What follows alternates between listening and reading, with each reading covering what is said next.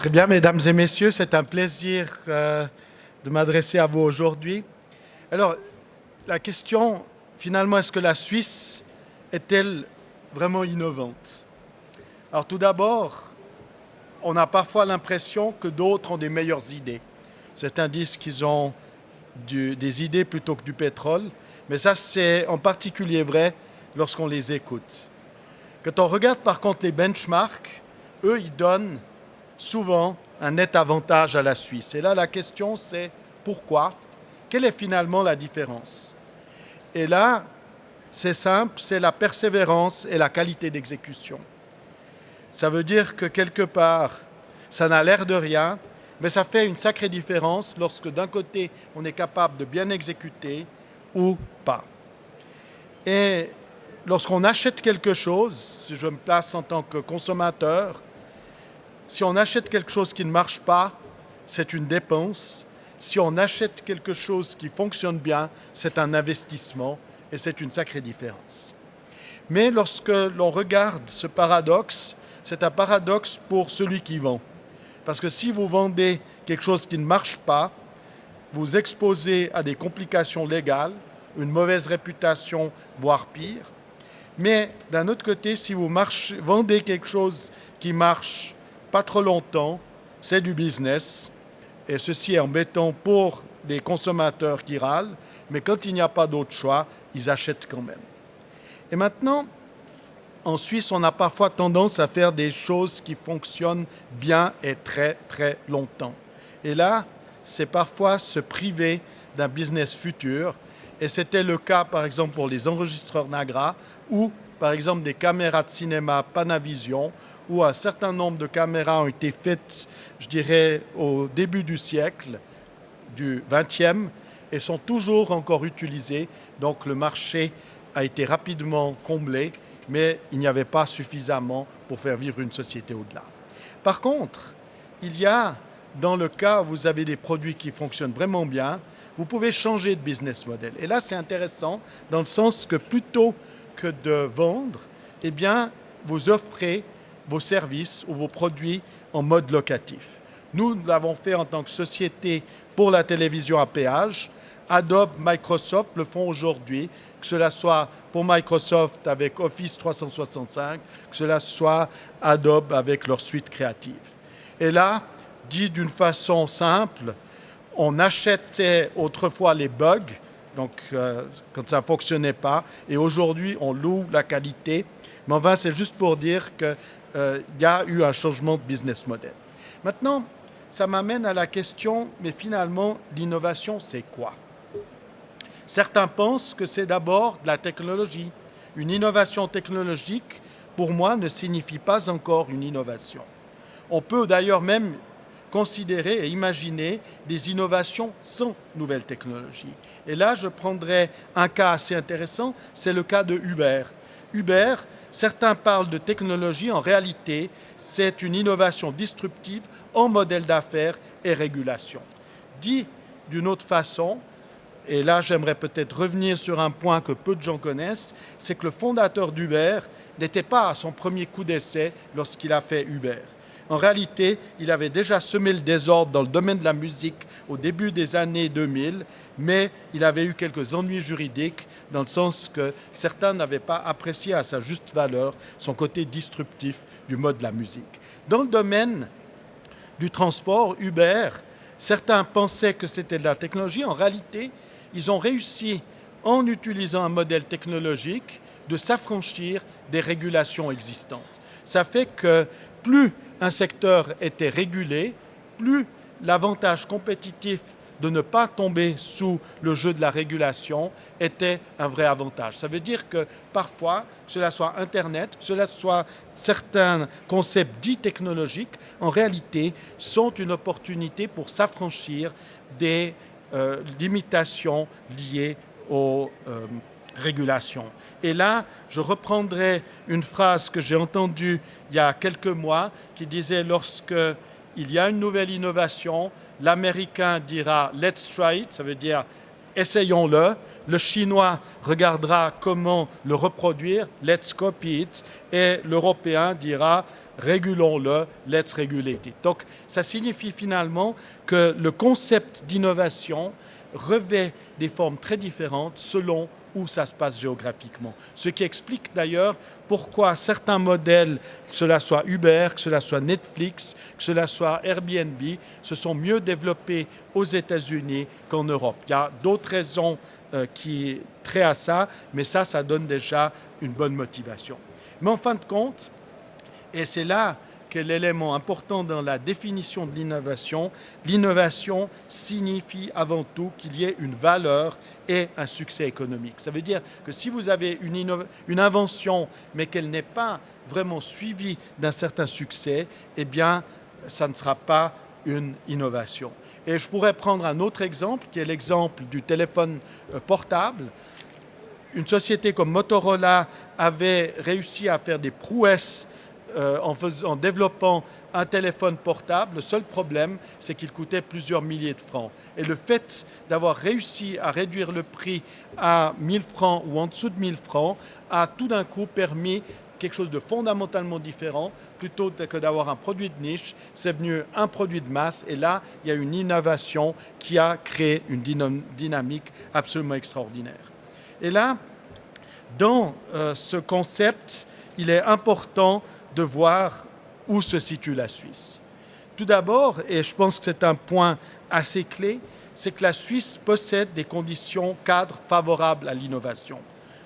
On ne le considère pas toujours comme ça, mais dans les faits, il y a quand même de ça. Tout d'abord, et si on regarde un terrain favorable à l'innovation, qu'est-ce que cela signifie? Tout d'abord, un tissu économique fort avec des PME et des conditions de marché flexibles. Une recherche universitaire et HES de pointe et une accessibilité à cette recherche pour les PME et les startups. Et là, c'est un élément très important. Parfois, on ne le sait pas, mais la Suisse est une superpuissance académique. Ce n'est pas moi qui le dis, c'est un chercheur français qui essayait de réveiller je dirais, le gouvernement en disant que la France ferait bien de s'inspirer de certaines choses qui se font en Suisse en matière académique, juste pour dire qu'on a un système que d'autres nous envient. Mais d'un autre côté, on a aussi les outils pour faciliter l'innovation, alors que l'accessibilité au capital risque reste toutefois assez limitée en Suisse. Et parmi les outils qui existent en Suisse, il y a InnoSuisse qui est le successeur de la CTI. Et là, j'aimerais vous donner quelques informations, quelques éléments concernant InnoSuisse. Tout d'abord, les axes de développement clés d'InnoSuisse sont les suivants. Tout d'abord, on cherche à promouvoir des projets qui créent de la valeur, qui créent des emplois à haute valeur ajoutée, qui créent de la protection de la propriété intellectuelle, et on encourage aussi bien les modèles d'affaires disruptifs, c'est-à-dire un concept différent pour la commercialisation et une capacité de prendre des risques différenciés.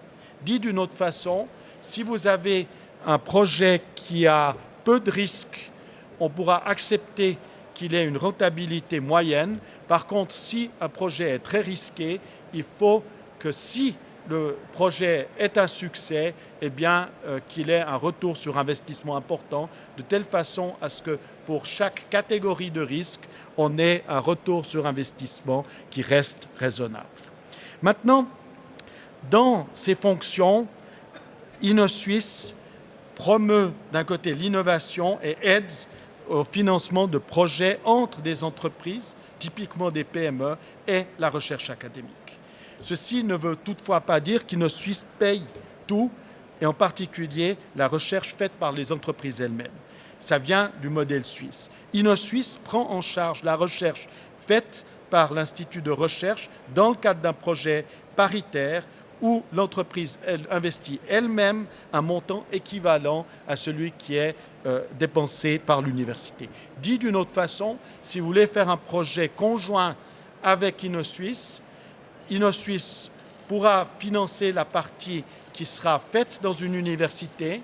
Mettons que le projet a une valeur de 200 000 francs au total. l'entreprise mettra 100 000 francs et InnoSuisse mettra 100 000 francs qui permettront de financer le travail fait dans l'université. Alors certains auraient préféré naturellement que InnoSuisse puisse financer 100% de la part à charge de l'entreprise. Mais ce n'est pas ce que le législateur a voulu. Et d'autre part, ça a quand même un avantage. Tout d'abord, il y a d'énormes sommes investies dans la recherche en Suisse. Et le fait de permettre à des projets d'être faits conjointement entre le secteur privé et les universités est une façon de pouvoir démocratiser la recherche qui est faite dans les universités et de la rendre quelque part plus facilement applicable à la pratique.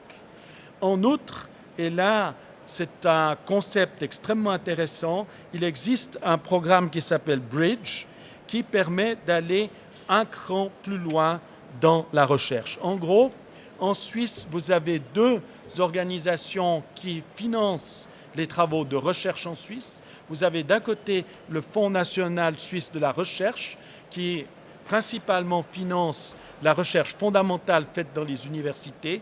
D'autre part, vous avez InnoSuisse qui finance des projets que font des instituts de recherche en collaboration avec le secteur privé pour aboutir à une innovation et un produit réel. Le programme Bridge permet de prendre une recherche fondamentale qui est faite au niveau des universités, faire le pont avec la recherche appliquée qui est faite dans d'autres départements d'universités qui peuvent être les mêmes universités ou des universités appliquées style HES et une entreprise. Donc ça veut dire qu'on permet d'avoir ainsi un trajet entre la recherche fondamentale et une application tout à fait pratique pour une entreprise. Donc ça montre finalement la capacité d'étendre finalement toute la chaîne depuis une invention fondamentale jusqu'à un produit. Et là, il faut dire que si on regarde en comparaison internationale, la Suisse, aussi bien que l'Europe, a fait un investissement très important dans la recherche fondamentale. Mais assez fréquemment, la recherche fondamentale est appliquée sur d'autres continents. Et là, en ayant un programme tel que le programme Bridge, eh bien, on permet d'avoir une chaîne qui soit mieux contrôlée au niveau de notre pays.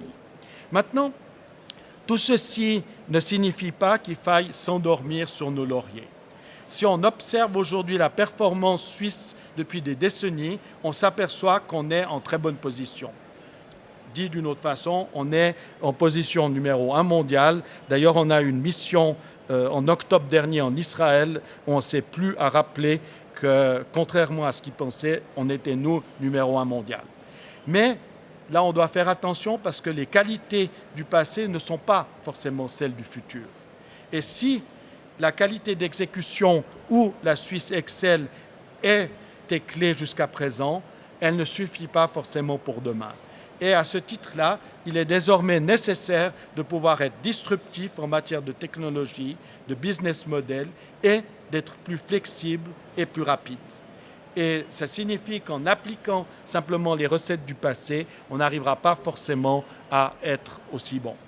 Et en plus, on doit être capable de prendre des risques. Et là, j'ai parlé juste avant de quelle est la façon de pouvoir les prendre de façon intelligente, c'est-à-dire d'avoir un système qui soit différencié. Et là, ça m'amène à une question assez importante qui est la question du type d'innovation. Il y a deux types d'innovation fondamentale, soit l'innovation incrémentale, soit l'innovation disruptive. Tout d'abord, l'innovation incrémentale. L'innovation incrémentale, c'est le fait d'avoir une innovation qui permettra d'améliorer un produit, d'être plus compétitif, de répondre à des nouveaux besoins. Et finalement, on se trouve dans une logique où on ne fait que modifier quelques éléments par rapport à son produit ou sa solution. Le gros avantage d'une innovation incrémentale, c'est que les risques sont nettement plus faibles. D'une part, les risques de développer la solution, mais d'autre part, les risques sur le marché, puisque finalement, on affine notre positionnement. De l'autre côté, il y a l'innovation disruptive, et là, il faut bien se dire qu'elle n'est pas incompatible, mais elle est vraiment complémentaire à l'innovation incrémentale. Et si on regarde historiquement, la Suisse, dans la plupart des cas, a des PME qui sont championnes de l'innovation incrémentale. C'est lié d'ailleurs avec toute la notion de qualité d'exécution.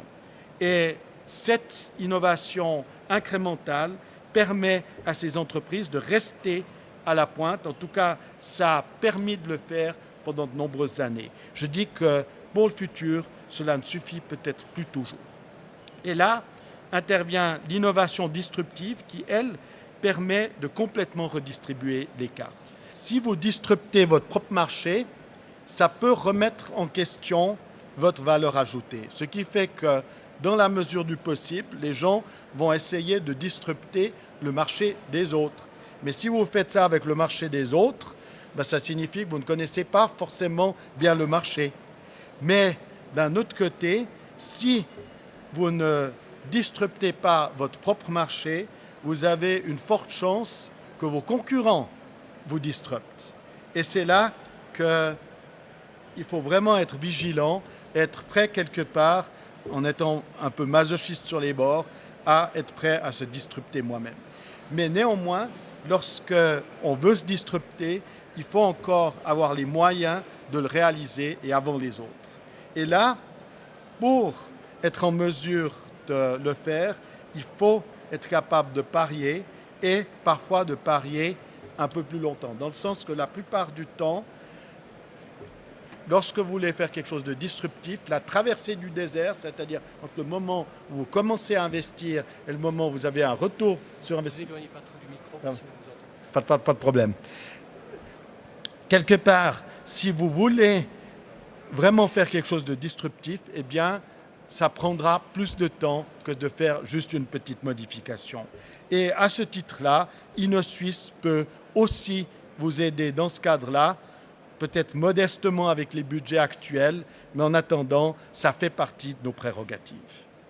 Maintenant, un secteur qui touche notamment les personnes présentes à ce salon, c'est notamment la question de la précision. Et là, on a en Suisse un écosystème particulièrement favorable à l'innovation. Je dirais que parmi les atouts de la Suisse, il y a une industrie de précision qui se décline et s'applique à de nombreuses activités qui vont de l'horlogerie au biomédical et de l'industrie de la machine de précision aux nanotechnologies. Et là, la maîtrise de toutes ces technologies, qui va de la conception jusqu'à la production, est pratiquement unique au monde. Cela signifie à ce titre-là que nous avons l'écosystème qui permet d'innover dans ces secteurs, car contrairement à d'autres activités, la conception doit se faire en symbiose avec les méthodes de production. Et là, certains ne se rendent pas forcément compte de cet élément-là, mais en Suisse, on garde encore la capacité de produire notamment des éléments de précision. Et ça, c'est un atout extraordinaire quand il s'agit de faire de l'innovation, dans le sens qu'il y a cette proximité entre la conception, la fabrication et les méthodes. Et cette maîtrise d'ailleurs de la chaîne permet vraiment de penser l'innovation autrement et de garder un avantage compétitif. Donc, lorsqu'on pense à la production dans ce cadre-là, c'est un avantage compétitif qu'il ne faut pas ignorer dans les réflexions. Et à ce titre-là, et ça c'est un message plus général, il est donc vital de maintenir et de développer cet écosystème. Donc on ne doit pas simplement raisonner en tant qu'entreprise individuelle, mais réfléchir comment l'ensemble de cet écosystème peut se maintenir. Et je rappellerai aussi que dans le domaine de l'éducation, et en particulier de l'apprentissage, c'est un élément important pour maintenir cet écosystème. Par contre, si on va de l'avant, on doit quelque part placer la barre plus haut. Tout d'abord, nous vivons dans un monde où la concurrence est vive. Et là où on doit bien se dire les choses, en tant que Suisse, on est un petit pays. Ça veut dire qu'on ne doit pas être aussi bon que les autres, on doit être meilleur que les autres. Parce que de nombreux pays ont une taille plus grande qui est un avantage compétitif. C'est-à-dire, pour pouvoir être compétitif, nous devons être meilleurs que les autres pour compenser notre plus faible taille. On doit aussi se dire que nos concurrents ne dorment pas, ils progressent. Donc on ne doit pas partir du principe que les choses sont statiques. On doit perpétuellement se remettre en question. Et à ce titre-là, nous devons donc progresser plus vite que nos concurrents pour garder l'avantage. Mais nous devons finalement faire mieux et c'est à ce prix-là que nous pourrons conserver notre avantage compétitif et finalement notre niveau de valeur ajoutée et finalement le niveau de vie. Dans le sens que la façon de pouvoir justifier des prix qui soient supérieurs aux autres et de permettre finalement de vendre alors qu'on a des coûts qui sont plus élevés qu'ailleurs dans le monde, bien c'est en étant plus compétitif et vraiment à la pointe. Maintenant, une brève conclusion. Ce n'est pas parce que nous avons été excellents jusqu'à présent que nous le serons dans le futur, c'est-à-dire que le futur dépend de ce que l'on fait aujourd'hui plutôt que de notre passé. Et plus le passé est glorieux, plus il y a le risque d'être complaisant. Donc n'oublions pas ces éléments-là. Et à ce titre-là, il est absolument essentiel de ne pas être complaisant et surtout, ne soyons pas prisonniers de la routine, disruptons le futur et c'est la meilleure façon d'y arriver. Donc, partir du principe que le futur est à faire et que ce n'est pas simplement parce qu'on était bon dans le passé qu'on y arrivera bien. Voilà, c'est quelques messages que je comptais passer lors de cette introduction. Mais à partir de là, je pense que la meilleure façon est de passer aux questions-réponses. Merci pour votre attention.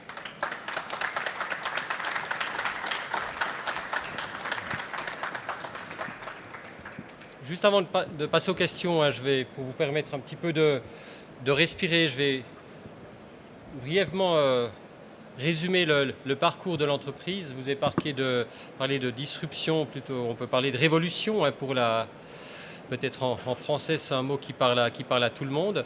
La première révolution dans l'histoire de Kudelski, c'est votre papa, donc Stéphane, qui invente le Nagra. Alors pour les personnes qui ne savent pas ce que c'est, avant le Nagra, en télévision, en radio, quand on voulait faire en direct, on avait un minibus avec des câbles qu'on devait tirer jusque dans les étages, etc. Donc c'était toute une équipe de techniciens qui se déplaçaient pour faire quelque chose d'aussi simple qu'un direct, même pour la radio.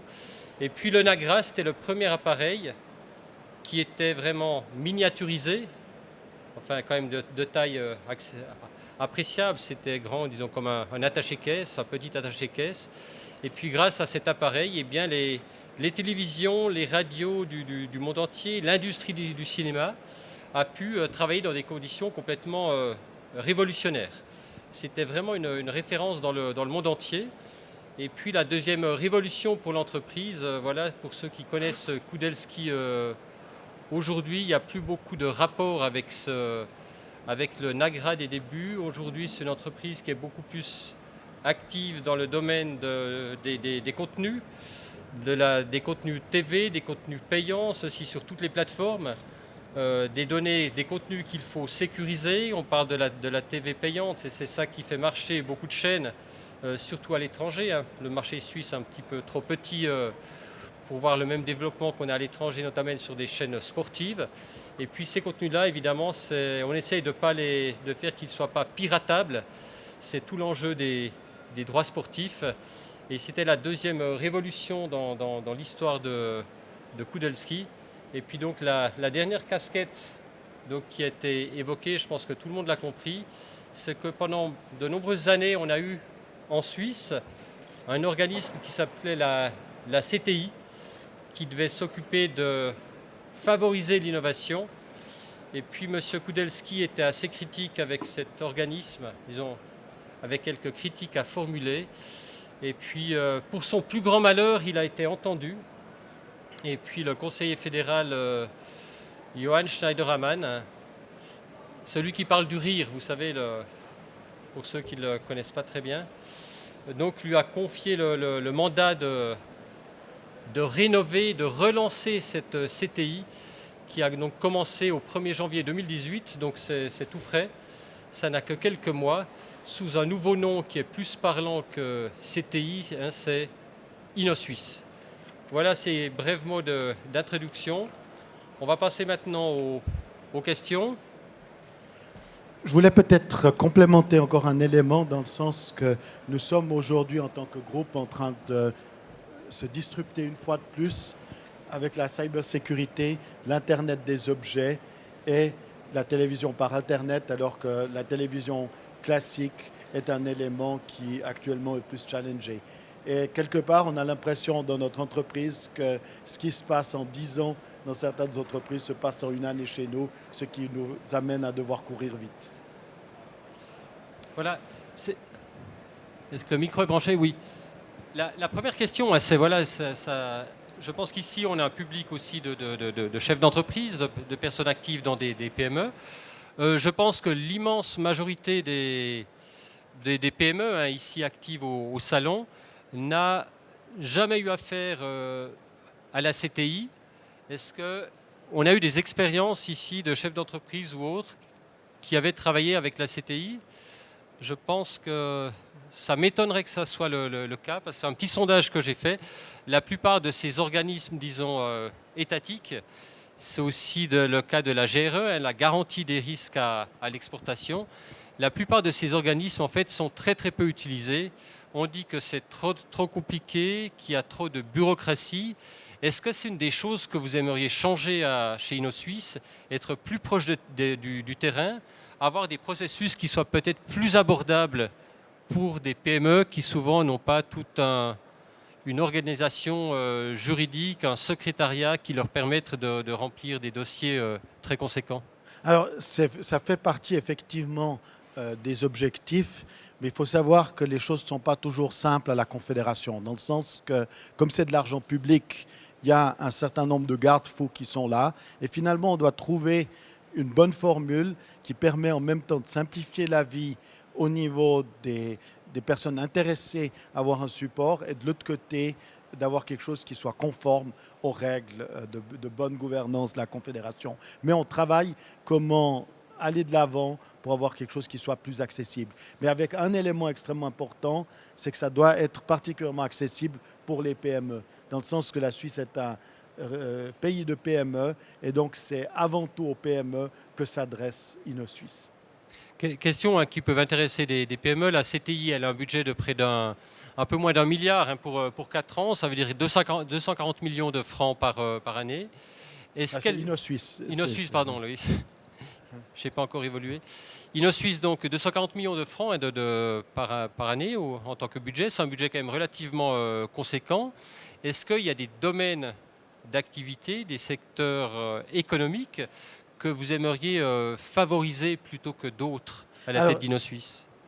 Alors tout d'abord, le concept d'InnoSuisse, c'est que si vous avez un projet de qualité, eh bien, il passera en tant que tel, indépendamment du secteur. Ceci étant dit, il y a des secteurs qui sont importants pour le pays, que cela soit dans les technologies de l'information, avec notamment la révolution digitale, le biomédical, un secteur aussi de l'énergie renouvelable, et maintenant de plus en plus on s'intéresse à des secteurs qui sont peut-être un peu moins technologiques, qui ont une approche scientifique mais qui peut être sciences sociales plus que forcément sciences exactes. Mais en gros, l'idée c'est d'avoir fondé un conseil de l'innovation où la plupart des expertises en dehors des secteurs classiques de la CTI tels que c'était par le passé, sont représentés. Notamment des gens dans la logistique, des gens même dans l'hôtellerie. Donc on veut avoir quelque chose de relativement ouvert à ce niveau-là. Quelles sont les critiques que vous aviez à formuler vis-à-vis de l'ancienne CTI? En fait, qu'est-ce qui va changer avec InnoSuisse? Alors d'abord, pour préciser les choses, mes critiques n'étaient pas spécifiques à la CTI, mais que faire lorsque vous avez un choc comme celui qui s'était produit en 2011 avec le franc fort. Ah oui. Et il s'avère qu'un des outils les plus classiques en Suisse, c'était classiquement la CTI. Vous avez un petit problème, il y a une petite injection, un gros problème, une grosse injection dans cet organisme. Donc c'est un organisme qui est voulu par la Confédération pour permettre aux entreprises d'aller de l'avant. Et là, effectivement, le système qui existait jusqu'alors était peut-être un tout petit peu trop rigide pour certaines choses. Alors, quand on voit une certaine rigidité de l'extérieur, on se dit, bien c'est les gens de l'entité qui en sont responsables. Ce qu'il faut bien se rendre compte, c'est que le système fédéral est assez complexe. On peut faire bouger les choses, mais ça prend un peu plus de temps. Et le but est justement d'avoir une beaucoup plus grande flexibilité à ce niveau-là. Je crois qu'il faut qu'on tienne les micros assez proches de... Ah d'accord, pardon. Voilà, pour qu'on nous entende un petit peu mieux. Là, vous parlez du choc du Francfort. Je pense que véritablement, ça a été un choc pour l'immense majorité des entreprises qui exportent. Je pense que c'est un choc qui a durablement changé l'économie suisse. Je pense qu'on ne s'en rend pas toujours compte aujourd'hui. On pense que les choses sont redevenues comme avant. Je pense que personnellement, ce n'est pas le cas. Je pense que le choc du Francfort a durablement durci les conditions de travail dans ce pays et qu'on ne reviendra pas en arrière. Je m'étonne un petit peu que vous citiez InnoSuisse par rapport à ce choc du Francfort, parce que le choc du Francfort, c'est quelque chose d'immédiat, alors que InnoSuisse, voilà, on est dans des processus d'innovation, de recherche qui prennent du temps. Ce n'est pas vraiment la solution InnoSuisse à un problème qui est soudain, qui est immédiat. Je suis d'accord avec vous. Et c'était un des éléments qui, pour moi, manquait. C'était quelle réponse à un choc comme celui du franc suisse. Mais je veux dire par là, il y a deux dimensions. Le problème du choc du franc fort, enfin le choc par rapport à l'euro, était lié à une soudaine dépréciation de l'euro comparé au franc suisse. Et il y a un effet quand même indirect avec un InnoSuisse, c'est que les entreprises devaient limiter un certain nombre de leurs coûts et notamment, ça limitait leurs possibilités d'innovation. Donc ce n'est pas un effet direct, mais cela permet quelque part aux entreprises de rester plus compétitifs qu'elles n'auraient été s'il n'y avait pas ces mesures. Je suis d'accord que ce n'est pas la panacée, mais il ne faut pas oublier qu'en Suisse, c'est quand même, et c'est normal, le gouvernement qui prend des décisions quant aux mesures à prendre lorsqu'il y a un choc. J'ai une dernière question pour vous, et puis après ça, on va passer aux questions de la salle. Vous avez surtout parlé des universités, alors qu'en recherche appliquée, on a le domaine des HES qui travaille aussi énormément, en plus qui subit un désavantage concurrentiel très très important, puisque contrairement aux universités, les HES ne reçoivent aucun crédit de la Confédération. Universités et PFL sont aidés par la Confédération pour tout ce qui est recherche et développement. Ce n'est pas le cas des HES qui doivent trouver des financements en extérieur auprès des PME. Est-ce que chez InnoSuisse, vos programmes de recherche, vos aides à la recherche vont s'adresser aussi bien aux universités et PFL qu'aux HES? Alors tout d'abord, on est parfaitement conscient de cet élément-là et les HES ont un rôle important à jouer à ce niveau-là. C'est-à-dire ils sont bénéficiaires de façon importante des fonds d'InnoSuisse. Parce qu'effectivement, il y a une asymétrie entre les universités classiques et les HES. D'ailleurs, dans mes mots d'introduction, j'ai parlé également justement des HES qui ont un rôle très important à jouer là. Et il y a encore des subtilités au niveau de la façon de rembourser les frais qui ne s'appliquent pas tout à fait de la même façon aux universités ou HES. Et ce sont des éléments sur lesquels on travaille pour être plus attractifs pour les HES. Y a-t-il des questions? Monsieur? Bonjour, Gérard Zivi. Est-ce que vous pourriez clarifier, s'il vous plaît, la différence de positionnement entre InnoSuisse et les incubateurs de start-up tels que le Fongit et Gelinem? Alors, la grande différence, un incubateur va investir son argent dans le capital action.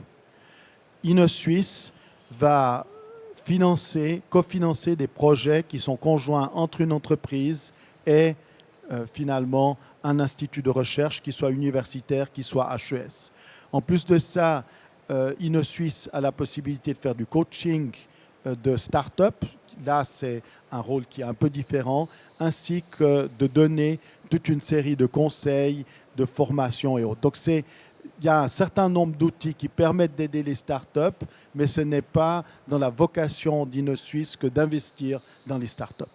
Maintenant, il y a encore un élément important dans InnoSuisse qui n'existait pas au niveau de son prédécesseur, qui était la CTI, c'est qu'InnoSuisse a la capacité de passer des accords internationaux avec d'autres entités à l'étranger, de telle façon à faciliter des projets internationaux. Et nous avons plusieurs projets en cours actuellement pour établir de tels liens. Monsieur ici, Oui, merci beaucoup. Alors, effectivement, peut-être présentez-vous en... voilà, Marat Chargorodski, journaliste. Euh, En France, il y a une entité qui s'appelle la COFAS, qui aide surtout à financer les exportations et qui est très utile pour de gros exportateurs comme Airbus notamment ou Alstom, etc. La Suisse a une partie de son économie, surtout la technologie, qui est dédiée à l'exportation, qui est bien plus grande que la France. Je n'ai pas l'impression qu'on ait un soutien de l'État aussi important que ce n'est le cas en France, où il y a Exim Bank aux États-Unis aussi qui aide les grosses entreprises américaines. Et puis, d'autre part, au niveau de la compétition, donc vous parlez, c'est vrai que la Suisse étant un petit pays, on doit faire plus d'efforts. Alors, il y a les États-Unis, le Japon, l'Allemagne, qui sont nos, entre guillemets, concurrents traditionnels. Mais ces temps-ci, j'imagine que vous le constatez également, la Chine fait un énorme bond en avant dans l'innovation. Si avant, c'était surtout la production de masse, ils ont fait une montée en gamme dans ces dernières années qui est fabuleuse. Alors, qu'est-ce que vous en pensez par rapport à votre propre expérience? Et est-ce que c'est un gros risque pour nous? Non, alors, effectivement, il ne faut pas sous-estimer la Chine, mais il faut encore considérer une autre dimension par rapport à la Chine.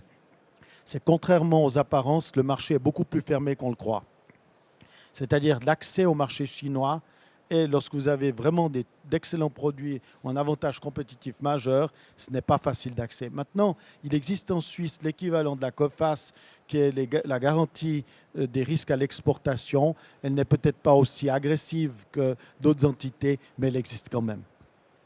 Mais aussi une question, par exemple, vous avez parlé de la collaboration entre les autres écoles, que ce soit les universités, les écoles polytechniques ou encore les HES.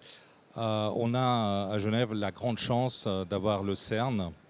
Il y a eu quelques startups qui sont parties de là, mais ils ont inventé notamment le web. Globalement, on a très peu d'interaction entre l'économie et ce centre de recherche formidable. Alors, je vous donne juste une information. Parmi les membres du Conseil de l'innovation, j'ai tenu à avoir une personne du CERN. Donc, je veux dire par là, j'avais effectivement identifié qu'il y avait un potentiel là. Olivier Petitjean, journaliste à AWP. Monsieur Kudelski, juste par rapport au dernier classement de l'IMD qui fait état d'une petite chute de la Suisse de la 2e à la 5e place en termes de compétitivité. Est-ce que vous avez un commentaire à ce sujet? Est-ce que c'est préoccupant? Est-ce que vous y accordez beaucoup de crédit? Alors, je pense que c'est un élément auquel il faut faire attention. Et il ne faut pas oublier qu'on est dans un environnement en Europe qui n'est pas toujours évident. Et ça montre d'autant plus la nécessité d'être davantage ouvert sur le monde, c'est-à-dire notamment en dehors d'Europe. Et d'autre part, comme quoi le franc suisse fort n'est peut-être pas un avantage aussi important que certains pourraient le penser. Parce que lorsque des gens vivent uniquement sur le marché interne, ils ne voient pas à quel point quelque part, c'est un faux ami, ce franc fort. Juste une petite remarque par rapport à ce classement sur la compétitivité. Alors, je pense qu'il y a des chefs d'entreprise dans cette salle. Personnellement, j'ai toujours eu de gros doutes sur ces classements, puisque voilà, le pays le plus compétitif au monde serait les États-Unis. Alors c'est une petite réflexion que je vous livre. C'est le pays qui a le plus gros déficit commercial au monde depuis des décennies. Ça veut dire que ce pays est incapable de produire les biens que ses consommateurs réclament. Ça veut dire qu'il n'y a aucun entrepreneur aux États-Unis qui est capable de produire des chaussures, des vêtements, des capsules à café, des produits chimiques, des voitures ou que sais-je. Les États-Unis achètent tout à l'étranger, ou presque. Ils ont des milliards de déficit commercial chaque année. et c'est ça qu'on appelle la compétitivité. Je vous avoue que moi, j'ai jamais compris pourquoi. Monsieur Kudelski, peut-être vous avez un élément d'explication. Alors, d'abord, tout le monde n'a pas le luxe d'être les États-Unis, dans le sens que les États-Unis est un des rares pays qui émet ses dettes en dollars et finalement a la possibilité d'émettre des dollars. Donc, je veux dire par là, la notion de dette pour les États-Unis n'est pas tout à fait la même Non, mais que pour d'autres pays. on parle de compétitivité. Mais ça, c'est le premier point. Le second point, c'est que la plupart des éléments qui sont comptés surtout pour les biens. Et il y a un certain nombre d'éléments qui n'entrent pas dans le calcul, notamment du déficit et de ces échanges, qui peut-être mériteraient d'être vus. Mais ceci étant dit, je pense que la façon de mesurer la compétitivité pose un problème parce que ça se reflète beaucoup trop sur des unités du passé et pas suffisamment du futur. Et je pense que, par exemple, la Chine a probablement une compétitivité plus importante que ce qu'on veut bien le dire. La Chine ou la Suisse, hein, puisque si on... La plupart des entreprises ici dans cette salle payent des salaires qui sont parmi les plus élevés de la planète et malgré tout elles arrivent à exporter dans le monde entier. Donc je pense qu'en termes de compétitivité c'est assez intéressant. Mais pour revenir à l'innovation, on l'a dit avant, un budget de 240 millions de francs par année. Est-ce que vous visez plutôt des gros projets, des peu de projets avec beaucoup de moyens, ou bien alors des projets plus petits, c'est-à-dire de quelques centaines de milliers de francs? Alors, vous avez une répartition entre des projets de quelques dizaines de milliers de francs et qui peuvent aller jusqu'à quelques millions. Le but, c'est de ne pas avoir qu'une seule catégorie de projets. On a typiquement des projets qui peuvent aller jusqu'à 2-3 ans, mais l'intérêt, c'est d'avoir une diversité là-dedans. Le but, c'est de ne pas avoir uniquement des grands projets, mais d'avoir un panachage entre des projets plus petits, parce que parfois une PME a besoin d'un élément qui lui permettra justement tout d'un coup de faire une avancée importante, et ça sera donc important qu'elle puisse faire un projet même plus petit. De l'autre côté, des projets peut-être plus de fonds, où là, il faudra parler de quelques millions. Mais classiquement, la grande majorité des projets sont de petite ou de moyenne taille. Luigino Torrigiani, cofondateur Solar Impulse SA et Dominique Renaud SA dans le domaine de l'horlogerie. Donc j'ai beaucoup apprécié votre discours et je pense qu'effectivement nous avons une spécialité en Suisse, non seulement de la disruption technologique, mais également du business model. Et je me demandais si InnoSuisse pouvait finalement coller plus à la réalité de nos métiers où nous devons aller très vite en termes de propriété intellectuelle. C'est-à-dire que nous sommes créatifs, nous avons des idées et nous ne pouvons pas systématiquement nous appuyer sur une école polytechnique. Je suis personnellement diplômé EPFL et nous devons aller plus vite dans les dépôts de brevets qui coûtent énormément d'argent et les annuités arrivent très très vite, surtout quand on va sur du PCT, du mondial, avec des sommes considérables. Nous devons aller vite, nous devons aller être transversal, par exemple de l'horlogerie vers les medtech.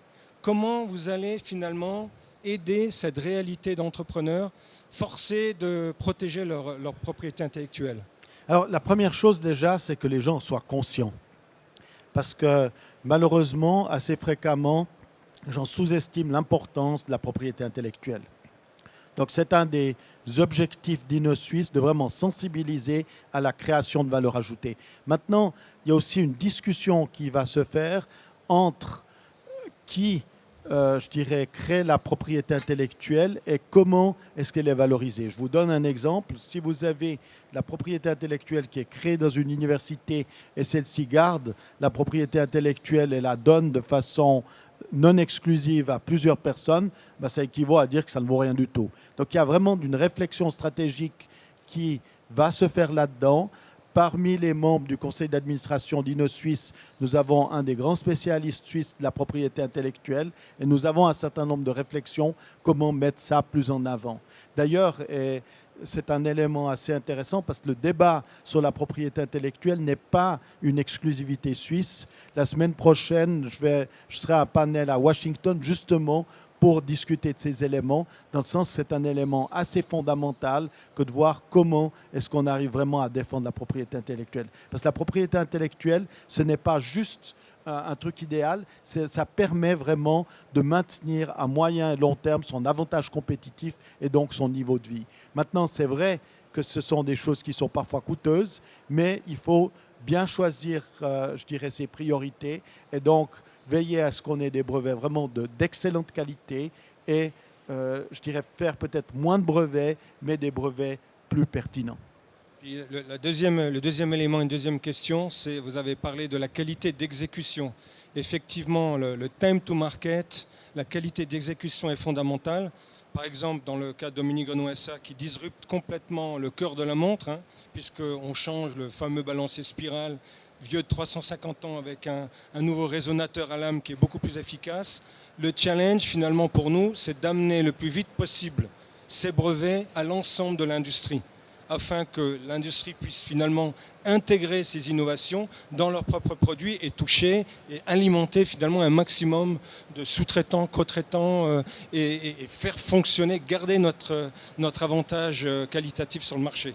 Donc on voit que le time to market est fondamental et pour aller vite, il faut des proof of concept. Pour des proof of concept, il faut dépenser beaucoup d'argent. Donc on en revient toujours à un besoin de financement en amont, finalement, du potentiel et de retour sur investissement pour l'ensemble de l'industrie.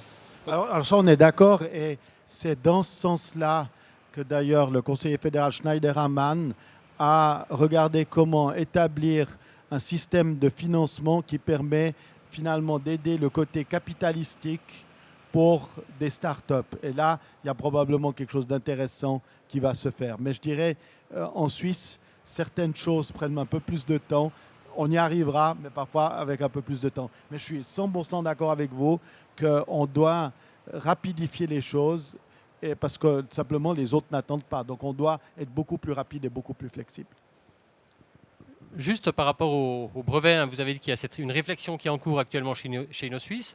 Est-ce que ça veut dire qu'une partie du budget pourrait servir à justement à aider des entreprises à déposer des brevets, à les protéger? Alors là, on doit faire de nouveau attention parce que le cadre légal aujourd'hui ne nous permet pas de le faire directement. Alors sur le moyen long terme, on peut faire évoluer ça, mais on peut aussi voir comment la répartition des choses entre InnoSuisse et les universités permettrait de faire ça. Mais c'est trop tôt aujourd'hui pour en parler puisque nous avons fait que commencer cette réflexion.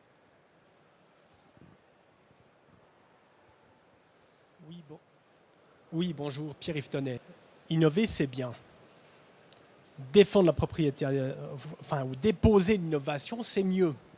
Ensuite, comment est-ce qu'on fait pour jouir finalement du revenu de la propriété intellectuelle? Et là, c'est un défi de beaucoup de PME.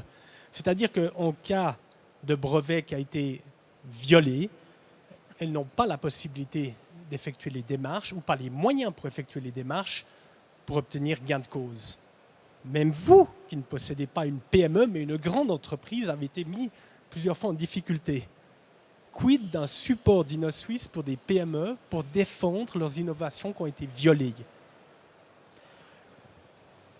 Je pense que d'abord, c'est un vrai problème. Et là, je peux parler pour mon entreprise où on a développé cette activité et qui est une activité assez lucrative une fois que vous arrivez à vos fins. Mais là, ça demande un certain savoir-faire et ça vous demande notamment une présence aux États-Unis parce que c'est là que c'est quelque part le plus efficace de faire valoir ses droits. Et là, de nouveau, dans les réflexions d'InnoSuisse, alors ce n'est peut-être pas le rôle directement d'InnoSuisse, mais de voir comment est-ce qu'on peut faciliter ces choses. C'est un élément en tout cas à réfléchir. Alors, je vous dirais que, et là, c'est un élément où on est prêt à regarder au cas par cas en tant que groupe Kudelski, si quelqu'un a vraiment des brevets qu'il a envie de défendre et où il y a un contrefacteur identifié, là on peut peut-être regarder. Mais je veux dire par là, c'est vraiment un métier. Et le problème, c'est que certains sont spécialisés là-dedans, mais la plupart du temps, ils se trouvent aux États-Unis. Je pense que c'était vraiment une très bonne question. Le diable toujours se cache dans certains détails dont on n'est pas conscient quand on n'a pas été confronté au problème. D'autres questions dans le... Monsieur ici. Bonjour, je suis Arnaud Grobet, je suis dans le digital, pas le même que vous, mais depuis 25 ans. je suis pas mal impliqué dans le développement de Digital Switzerland en Suisse romande. Est-ce que vous pouvez peut-être vous en parler deux mots, puisqu'il y a quand même pas mal de bridge avec Vivatech qui vient de se passer, etc. Est-ce que vous pensez que c'est une initiative qui va aider à fédérer, en fait, puisque c'est l'objectif numéro 1? Alors, c'est en tout cas une tentative qui est importante. Alors, je dirais qu'il y a plusieurs acteurs là-dedans. Il y a Digital Switzerland, il y a aussi le conseil consultatif du Conseil fédéral qui travaille à la digitalisation et où on devrait venir avec un certain nombre de propositions. Les choses commencent à bouger, peut-être pas aussi rapidement que certains pourraient le souhaiter, mais je suis confiant qu'on va en tout cas avancer dans la bonne direction. Et là, Digital Switzerland, c'est déjà une bonne nouvelle parce qu'au départ, c'était Zurich. Maintenant, ça s'est étendu au reste de la Suisse. Mais je crois qu'il y a une prise de conscience que la digitalisation est vraiment quelque chose d'important en Suisse. Mais comme disait Jean-Pascal Delamura, le Suisse se lève tôt mais se réveille tard. Donc on est en train de se réveiller. Boris Engelson, journaliste indépendant. Je suis venu ce soir ici parce que j'habite en Suisse depuis 72 ans, j'y suis né et je ne comprends toujours pas comment fonctionne ce pays, en tout cas son économie. Les grandes entreprises suisses produisent surtout à l'étranger. Leurs patrons sont de plus en plus souvent importés de l'étranger et même leurs cadres supérieurs et leurs chefs de recherche. Alors, au fond, nous, on sert à quoi ? Je crois que M. Kudelski est le seul à pouvoir apporter la réponse puisque lui-même est modeste, il ne prétend pas avoir fait une invention unique, il est un entrepreneur incrémental, si j'ai bien compris, et il a quand même réussi à conquérir le marché mondial avec des produits plus chers que la concurrence. Donc, j'attends toujours l'explication de ce miracle, comment notre pays tient-il et comment il arrive à exister économiquement en défiant toutes les lois de la raison. Alors, c'est aussi un défi de répondre à cette question. Mais ceci étant dit, en comparant par rapport au reste du monde, on voit qu'en Suisse, on aura tendance à moins discuter de façon inutile et plus agir. On met un certain temps avant de décider, mais une fois qu'on a décidé, eh bien, on continue d'agir dans le bon sens. C'est vrai au niveau des autorités politiques, c'est vrai au niveau de l'administration et c'est vrai au niveau des entreprises. Et c'est une certaine fiabilité qui fait que ce n'est pas qu'on soit tellement bon, mais c'est qu'on est moins mauvais que les autres, dit d'une autre façon. Et surtout, même si vous avez par exemple un gouvernement dans un canton d'une couleur qui prend une décision, eh bien, le suivant appliquera quand même les décisions. Donc il y a une certaine stabilité qui permet aux gens de travailler de façon correcte. Il y a aussi le fait d'être globalement travailleur et une très très grande différence avec d'autres pays, c'est que le Suisse aura tendance à être plus modeste et ne pas se mettre en avant, mais réaliser mieux que ce qu'il a dit, alors que d'autres vont expliquer à quel point ils font bien les choses, mais par contre le reste ne suivra pas. Et là, le fait d'avoir une qualité d'exécution qui fait que toute la gamme intermédiaire dans une entreprise est beaucoup plus consciencieuse qu'ailleurs fait une sacrée différence. Parce que dans une entreprise, il ne suffit pas d'avoir une bonne idée, il faut que cette idée se transforme en quelque chose de concret. Et là, toute la chaîne de commandement en Suisse est nettement meilleure que dans la plupart des autres pays. Et ça vient aussi du fait, vous me direz que c'est une analogie un peu bête, mais vous prenez notamment le système de l'armée fait que même si quelqu'un est commandant de corps, il aura commencé son armée en étant soldat. Ça veut dire qu'il sait comment ranger son pactage, il sait comment nettoyer les toilettes, il sait comment faire la vaisselle. Alors que dans d'autres pays, on aura tendance à oublier les fonctions de base. Et en Suisse, il n'y a pas de saut-métier, on saura faire l'ensemble des éléments qui sont nécessaires pour arriver à faire un produit. Et cette connaissance représente aussi un gros avantage. Maintenant, la question, un grand nombre de cadres dans des entreprises internationales en Suisse viennent de l'étranger. Ça montre le fait que la Suisse est quelque part extrêmement ouverte, mais quelquefois, on ferait bien d'être un peu plus conscient de la qualité des gens qu'on produit chez nous. Est-ce que vous avez la réponse alors à cette question que vous vous posez depuis 72 ans ? À moitié. c'est la première fois que je vous entends parler. Vous êtes un nom mythique, vous le savez bien. On ne parle que de vous, d'abord de votre père, puis de vous depuis un demi-siècle. Visiblement, par vos produits, vous n'êtes pas simplement le continuateur de votre père, vous avez beaucoup innové. Et vous dites vous-même, parce que j'ai été étonné à la fois de votre modestie et de votre bon sens ce soir, vous ne prétendez pas avoir des produits uniques. Vous avez des clients pourtant très exigeants qui achètent Kudelski et pas autre chose, dans des produits où il pourrait y avoir de la concurrence.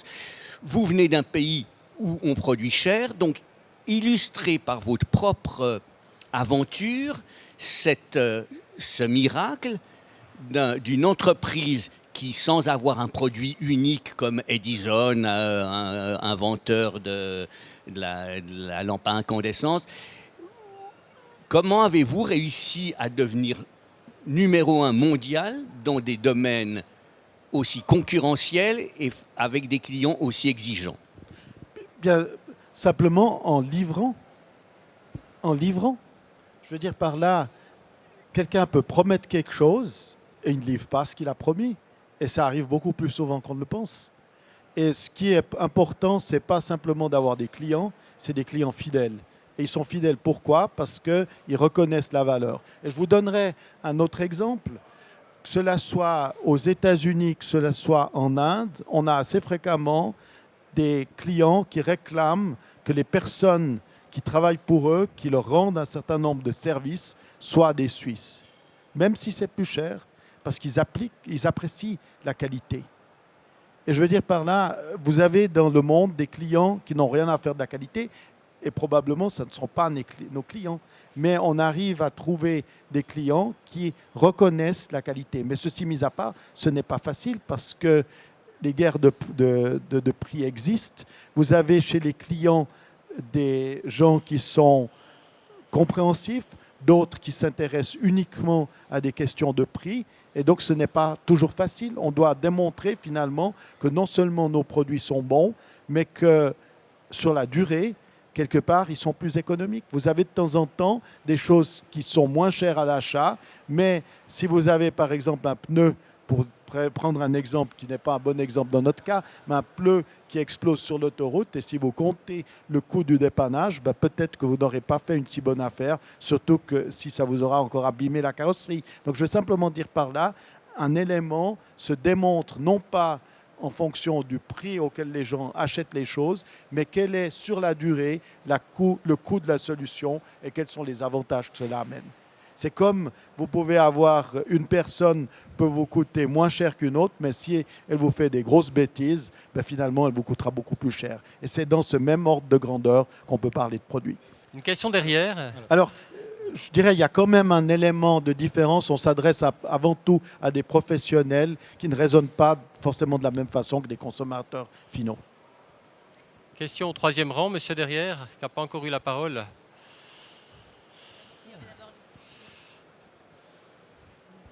Merci beaucoup. Riyad Bazia, spécialiste dans la propriété intellectuelle. L'innovation, ça peut être une invention, mais l'invention, c'est toujours aussi une innovation. On peut innover, mais ça ne signifie pas qu'on peut nécessairement breveter l'idée. Lorsqu'on arrive à breveter une idée, c'est pour protéger le produit commercial, et il est normal qu'on a à gagner ce qu'on a à gagner. On gagne déjà le mérite et la considération. Mais Suisse elle-même est une innovation parce que ce n'est pas n'importe qui peut acquérir Suisse comme nomination, comme appellation. C'est une marque déposée. L'organisation internationale INTA des marques se réunissent tout le temps aux États-Unis, chaque année, tout le temps, rien qu'aux États-Unis. Et ce n'est pas toutes les organisations nationales des marques qui peuvent y participer. Ma question, que compte faire InnoSuisse maintenant quant à l'intelligence artificielle ? Alors, l'intelligence artificielle est un des secteurs que l'on suit particulièrement parce qu'il est absolument clé dans le cadre de la digitalisation. C'est-à-dire, vous avez deux dimensions particulières dans la digitalisation. C'est ce qu'on appelle le big data.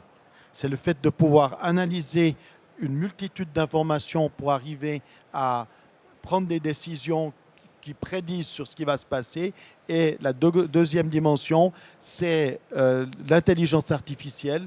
Et là, on va assister très certainement à une guerre entre les États-Unis, quelque part la Chine et l'Europe.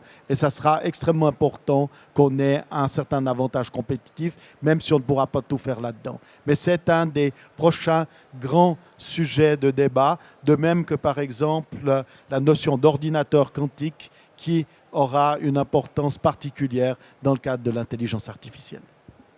Merci beaucoup. Alors, ce que disait souvent Nicolas Hayek, bon, il avait un côté provocateur, mais qu'en Suisse, alors effectivement, on livre, on est stable dans la durée, c'est parfait, mais on a peur de prendre des risques. On ne prend pas suffisamment de risques, on aurait les moyens d'en prendre plus. Donc, par exemple, ce que je peux dire, c'est qu'on sera incrémental beaucoup plus que disrupteur. Et aussi, vous dites tous ces avantages, c'est super, mais l'Allemagne, elle a aussi une très bonne réputation, alors peut-être pas dans l'horlogerie, mais disons tout ce qui est machines, outils, instruments de précision. Néanmoins, on arrive quand même souvent à les battre. Eux, ils ont une base de coûts moins élevée, pardon. Et aussi, ils font partie de l'Union européenne, donc qui leur ouvre un marché beaucoup plus grand très facilement, puisque nos entreprises ont parfois de la peine à s'y déployer. Donc, et puis une autre petite question concernant justement aujourd'hui la grande mode et à tout ce qui est lié à donc les cybermonnaies, etc. Moi, j'ai l'impression que on exagère beaucoup en fait tout ce qui est, parce que moi je crois que c'est quelque chose qui est peu protégé, qui est très coûteux, et puis il y a une lenteur du processus aussi.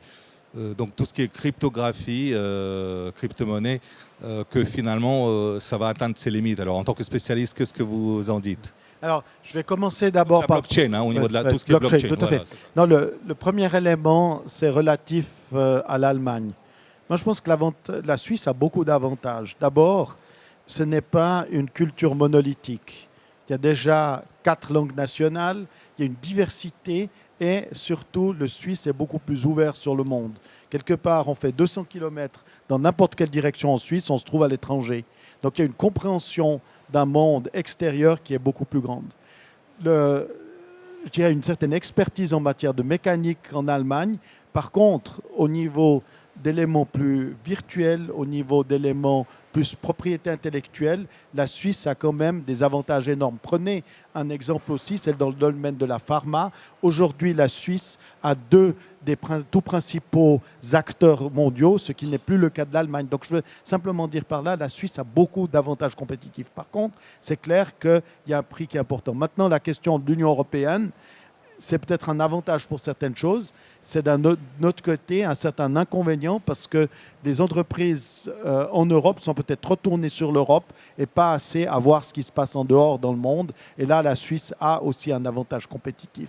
Maintenant, concernant les questions de crypto-monnaie, personnellement, j'ai aussi quelques réserves pour les crypto-monnaies. D'un autre côté, la technologie blockchain est une technologie très intéressante qui aura des applications qui vont bien au-delà des questions purement financières. Maintenant, si on revient à la question des crypto-monnaies, il faut se poser la question si on applique les mêmes règles qu'on applique aux banques, aux crypto-monnaies, où est-ce qu'on va? Et là, je n'ai pas forcément toutes les réponses. On a le temps pour une dernière question. Monsieur au 3e rang.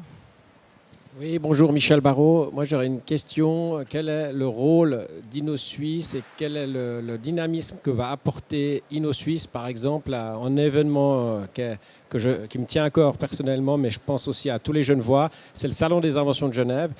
Parce que je pense que l'innovation reste, comme vous l'avez dit très justement, l'innovation, la recherche et le développement, c'est le poumon de l'économie suisse. Et donc, je pense que votre présence et votre participation à un salon tel que celui-ci, c'est très important. Alors là, je ne peux pas vous donner une réponse comme ça parce qu'on a un certain nombre de critères vraiment spécifiques de ce que nous permet ou ne permet pas la loi au niveau des choses qu'on peut supporter. Mais là, il faudra qu'on regarde. Je n'ai pas de réponse comme ça, mais on pourra regarder. Voilà, est-ce qu'il y a encore une question? Alors, monsieur ici de l'autre côté. Oui, Étienne Dufour, je suis ingénieur. Ma question, j'espère, ne sort pas du cadre, mais je donne un exemple, peut-être est-il faux, mais le principe serait intéressant à discuter. Une petite entreprise d'Yverdon qui fait des batteries rechargeables absolument nouvelles et très intéressantes va jamais pouvoir fabriquer des quantités suffisantes pour qu'elle puisse alimenter le marché. Elle va être débordée certainement par d'autres entreprises, et le pire qui peut lui arriver au mieux, c'est d'être acheté. Que pensez-vous de cette difficulté de passer de la petite entreprise innovante au marché? Alors, tout d'abord, la question qui se pose, prenez l'exemple d'une société comme Apple. Apple ne produisent pas eux-mêmes, ils ont un réseau de sous-traitants. Et la question, c'est qu'aujourd'hui, une entreprise, effectivement, produisant des batteries en Suisse, ayant une technologie, elle doit voir qu'est-ce qu'elle peut faire elle-même, qu'est-ce qu'elle doit sous-traiter, comment est-ce qu'elle doit travailler. Et là, il y a peut-être aussi des progrès à faire en matière de réseau de sous-traitance, que cela soit en Suisse ou que cela soit au niveau international, pour avoir l'agilité. Et là, les États-Unis, même si pour certaines choses, ils ne produisent pas forcément énormément eux-mêmes, ils sont extrêmement développés pour avoir des réseaux de sous-traitance extrêmement dynamiques et extrêmement efficaces. Donc, il y a peut-être des nouvelles choses à inventer pour la Suisse là. Voilà, c'était la dernière question. J'aimerais vous remercier d'être venu ici, hein, vous qui partagez maintenant votre temps entre les États-Unis et Cheseaux, toujours dans le canton de Vaud. Donc on verra comment cette nouvelle structure, hein, InnoSuisse, va évoluer ces prochaines années. C'est clair que c'est une structure qui doit se faire connaître. Hein. Pour les personnes que ça intéresse ici dans la salle, donc on a une quantité d'instituts de recherche dans l'arc jurassien, le CSEM à Neuchâtel, à Cheuarc, à Yverdon aussi. Ce sont autant de partenaires avec lesquels vous pouvez monter des projets, et puis ces projets peuvent être en partie financés par InnoSuisse. Il faut qu'on prenne rendez-vous avec vous, Monsieur Kudelski, peut-être dans 2 ans, pour faire le bilan de ces changements à la tête d'InnoSuisse. En tout cas, merci d'être venu, et puis bonne chance dans vos nouvelles activités. Merci. Merci.